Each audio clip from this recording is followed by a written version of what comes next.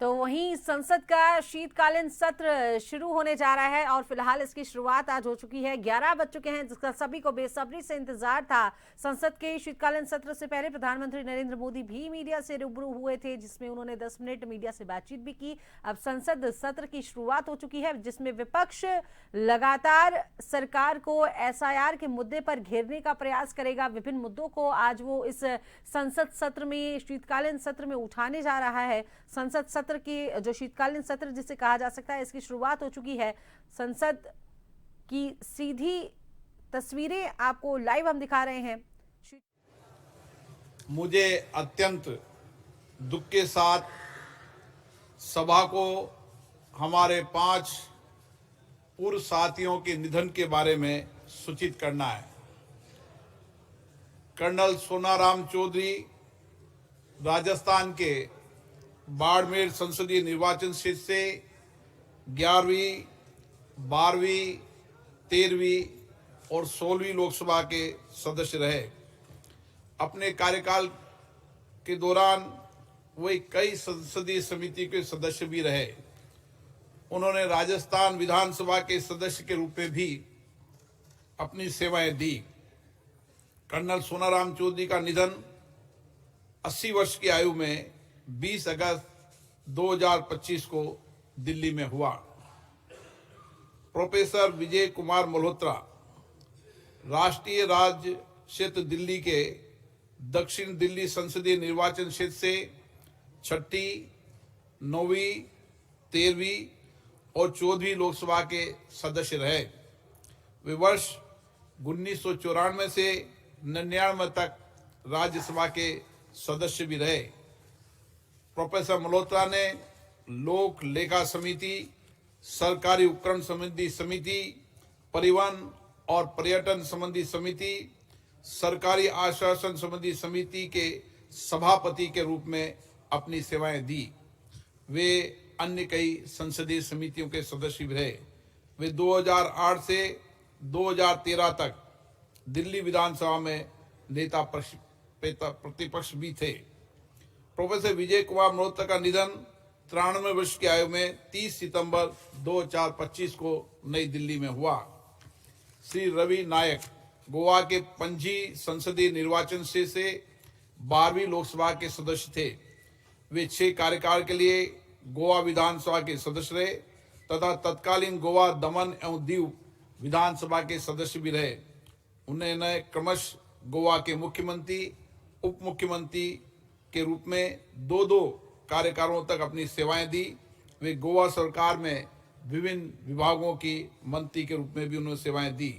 वे गोवा विधानसभा में नेता प्रतिपक्ष भी रहे। श्री रवि नायक का निधन 79 वर्ष की आयु में 15 अक्टूबर 2025 को गोवा में हुआ। श्री धर्मेंद्र राजस्थान के बीकानेर संसदीय क्षेत्र से 14वीं लोकसभा के सदस्य थे। वे कृषि संबंधी संसदीय समिति के स्थायी सदस्य रहे। श्री धर्मेंद्र ने भारतीय सिनेमा में 6 दशकों से अधिक अपने उत्कृष्ट करियर में 300 से अधिक फिल्मों में काम किया। कला और भारतीय सिनेमा में श्री धर्मेंद्र को विशेष योगदान के लिए 2012 में पद्म भूषण से भी सम्मानित किया गया और 1997 में उन्हें film care life style achievement award से भी सम्मानित किया गया। श्री धर्मेंद्र का निधन 85 वर्ष की आयु में 24 नवंबर 2025 को मुंबई में हुआ। श्री प्रकाश जायसवाल उत्तर प्रदेश के कानपुर संसदीय निर्वाचन क्षेत्र से 13वीं, 14वीं और 15वीं लोकसभा के सदस्य रहे। श्री जायसवाल ने केंद्रीय कोयला मंत्री, सांख्यिकी मंत्री के स्वतंत्र प्रभाव तथा गृह राज्य मंत्री के रूप में भी अपनी सेवाएं दी। उन्होंने विभिन्न संसदीय समितियों के सदस्य के रूप में भी अपनी सेवाएं दी। श्री प्रकाश जायसवाल का निधन 28 नवंबर 2025 को कानपुर में 81 वर्ष की आयु में हुआ। ये सभा अपने पूर्व सहयोगियों के निधन पर गहरा शोक व्यक्त करती है। शोक संतप्त परिवारों के प्रति अपनी संवेदना व्यक्त करती है। अब सभा दिवंगत आत्माओं के सम्मान में मौन रहेगी।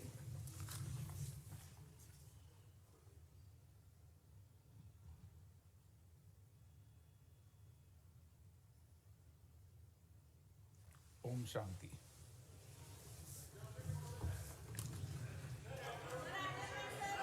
एक मिनट, हमारे खिलाड़ियों को बधाई दे दें, खिलाड़ियों को बधाई दे दें, प्लीज खिलाड़ियों को बधाई दे दें।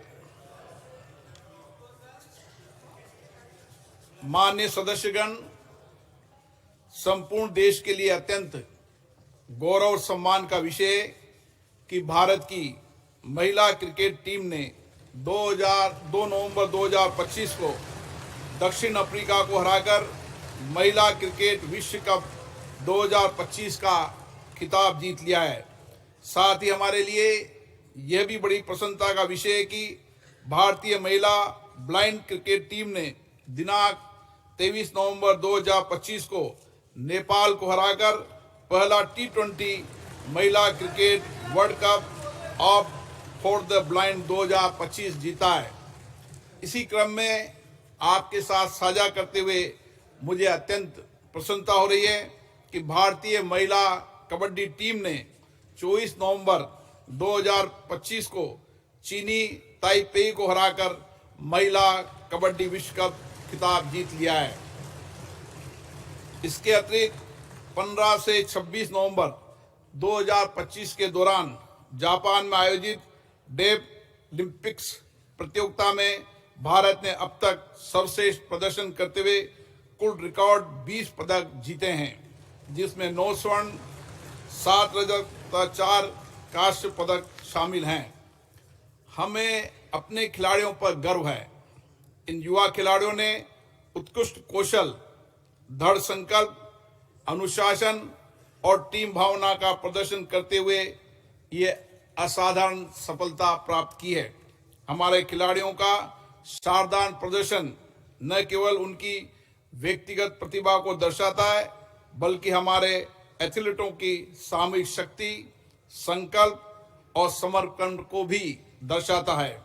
ये जीत उनकी वर्षों की कड़ी मेहनत का परिणाम है। हमारे खिलाड़ियों की उपलब्धियों से देश के लाखों युवाओं को जीवन के हर क्षेत्र में बेहतर प्रदर्शन करने के लिए प्रेरणा मिली है। ये सभा भारतीय महिला तथा दिव्यांग खिलाड़ियों के उत्कृष्ट प्रदर्शन की सराहना करती है तथा उनकी भावी सफलता के लिए उन्हें शुभकामनाएं देती है। प्रश्नकाल। प्रश्न नंबर 1।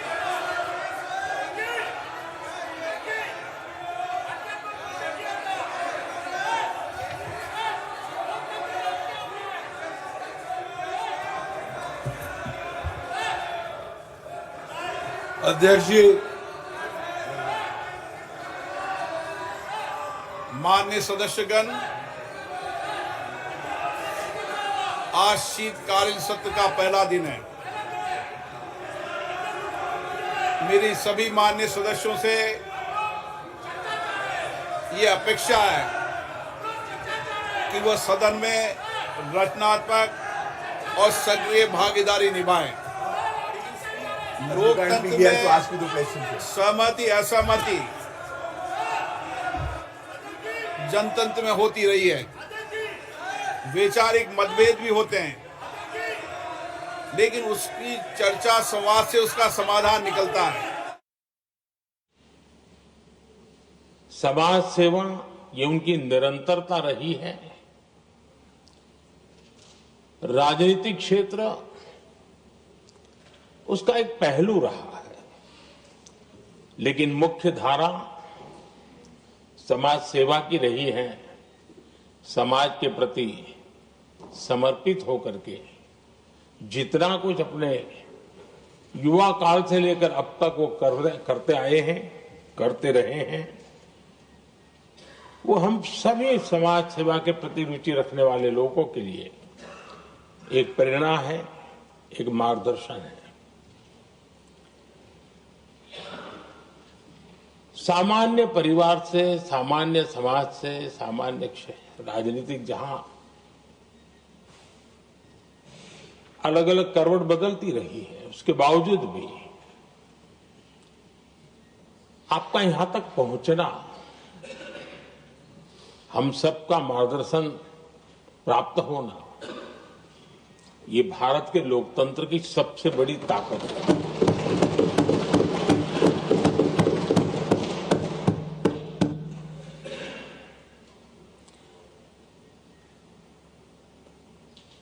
ये मेरा सद्भाग्य रहा है कि मैं आपको लंबे अरसे से परिचित रहा हूं। सार्वजनिक जीवन में साथ साथ काम करने का अवसर भी मिला है। लेकिन प्रधानमंत्री के रूप में जब मुझे यहां दायित्व मिला और जब मैंने आपको अलग अलग जिम्मेवारियां में काम करते देखा, तो मेरे मन पर अतिशय सकारात्मक भाव जगना बहुत स्वाभाविक था। क्वायर बोर्ड के चेयरमैन के रूप में हिस्टोरिकली हाईएस्ट प्रॉफिट वाली इंस्टीट्यूशन में कन्वर्ट करना, यानी आपका किसी संस्था के प्रति समर्पण हो तो कितना विकास किया जा सकता है और कैसे दुनिया में उसकी एक पहचान बनाई जा सकती है, वो आपने करके दिखाया। आपको भारत के कई क्षेत्रों बहुत कम लोगों को ऐसा अवसर मिलता है। आप झारखंड में, महाराष्ट्र में, तेलंगाना में, पुडुचेरी में राज्यपाल, लेफ्टिनेंट गवर्नर अलग अलग दायित्व संभालते रहे। और मैं देखता था कि झारखंड में तो आदिजाति समाज के बीच जिस प्रकार से आपने अपना नाता बना दिया था, जिस प्रकार से आप छोटे छोटे गांव तक दौरा करते थे, वहां के मुख्यमंत्री बड़े गर्व के साथ इन बातों का जब भी मिलते थे जिक्र करते थे। और कभी कभी वहां के राजनेताओं के लिए भी चिंता होती थी कि हेलीकॉप्टर हो या न हो, इसकी कोई परवाह किए बिना जो गाड़ी है आप चलते रहते थे। रात को छोटे छोटे स्थान पर रुक जाना, ये जो आपने एक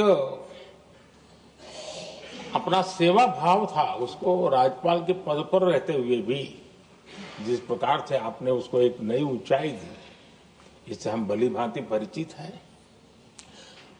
मैंने आपको एक कार्यकर्ता के रूप में देखा है, एक सहयोगी के रूप में हम साथ काम किए हैं, सांसद के रूप में देखा है, अलग अलग पदों पर देखते हुए आज यहां पर पहुंचे। लेकिन मैंने एक बात महसूस की है कि आमतौर पर सार्वजनिक जीवन में पद पर पहुंचने के बाद कभी लोग पद का भार अनुभव करते हैं और कभी कभी प्रोटोकॉल में दब जाते हैं।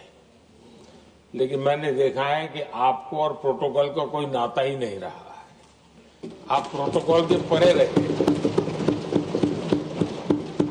और मैं समझता हूं सार्वजनिक जीवन में प्रोटोकॉल से मुक्त जीवन की एक ताकत होती है और वो ताकत हम हमेशा आप में अनुभव करते रहे हैं और ये हमारे लिए गर्व का विषय है। आदरणीय सभापति जी, आपके व्यक्तित्व में सेवा, समर्पण, संयम, इन सभी बातों से हम भली भांति परिचित हैं। वैसे आपका जन्म तो डॉलर सिटी में हुआ और उसकी एक अपनी पहचान है, लेकिन उसके बावजूद भी आपने अपनी सेवा का क्षेत्र अंत्योदय को चुना। आपने हमेशा एक डॉलर सिटी के भी उस तबके की चिंता की जो दबे, कुचले और कुछ वंचित परिवार थे, उनकी चिंता की। आदरणीय सभापति जी, मैं उन दो घटनाओं का जरूर जिक्र करना चाहता हूं जिसको कभी मैंने आपसे, आपके परिवारजनों से भी सुना है और जिसने आपके जीवन पर बड़ा प्रभाव पैदा किया है। बाल्यकाल में अविनाशी मंदिर के तालाब में आपका डूबने की संभावनाओं के बीच की अवस्था आपके लिए हमेशा रहा है कि मैं तो डूब रहा था, किसने बचाया, कैसे बचाया पता नहीं, मैं बच गया। और ईश्वर ने कुछ आप पर कृपा की, इस प्रकार का भाव आपके परिवार के लोग हमेशा बताते हैं। और दूसरा जो हम सब बहुत बारीकी से जानते हैं, जब कोयम्बतूर में लाल कृष्ण आडवाणी जी की यात्रा होने वाली थी, उसके कुछ समय पहले एक भयानक बम ब्लास्ट हुआ, शायद 60-70 लोग मारे गए। भयंकर बम ब्लास्ट था और उस समय आप बाल बाल बच गए थे। इन दोनों में जब आप ईश्वरीय शक्ति का संकेत देखते हुए अपने आप को समाज के प्रति अधिक समर्पित भाव से काम करने की जो आपने वजह के रूप में उसको कन्वर्ट किया, ये अपने आप में एक सकारात्मक सोच से बना हुआ जीवन का प्रतिबिंब है। आदरणीय सभापति जी, जो एक बात मैं जानता नहीं था लेकिन अभी मुझे पता चला,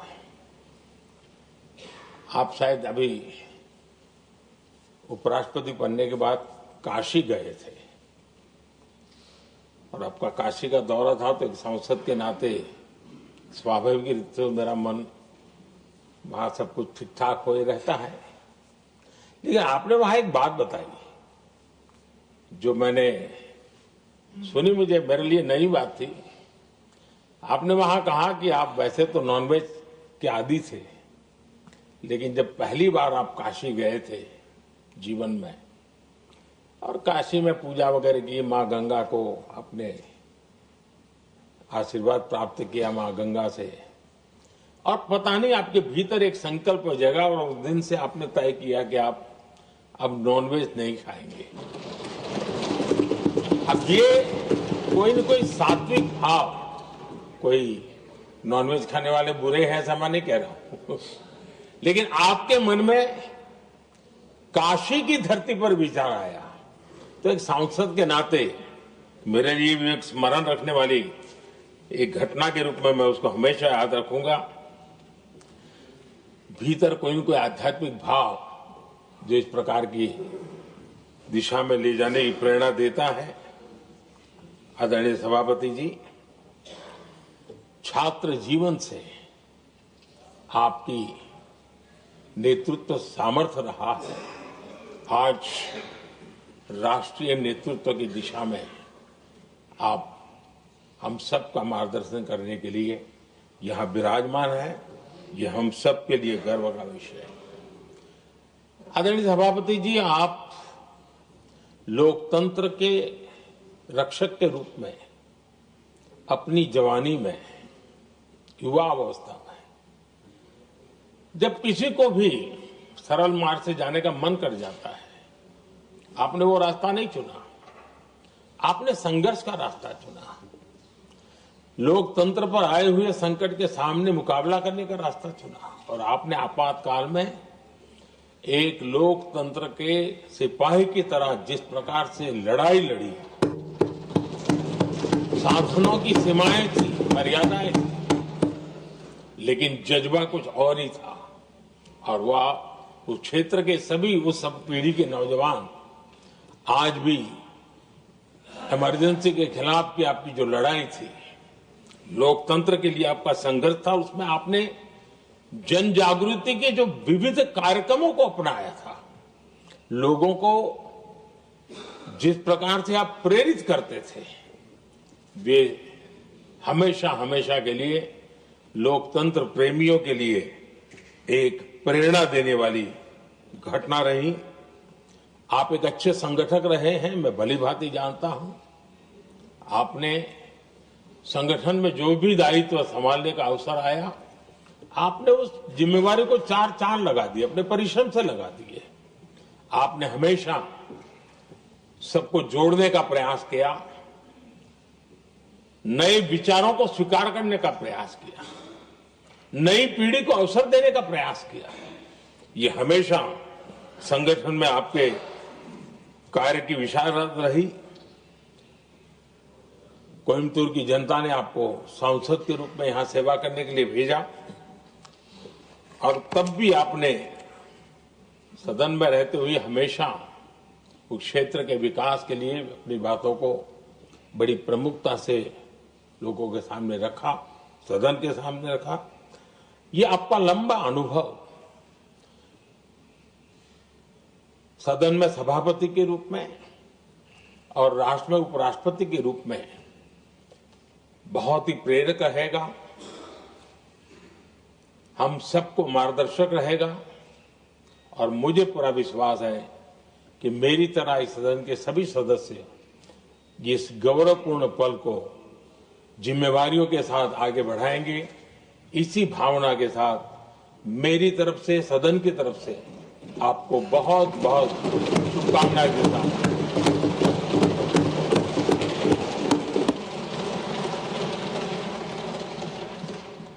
Honorable Deputy Chairman. आदरणीय सभापति जी, वडक्कम,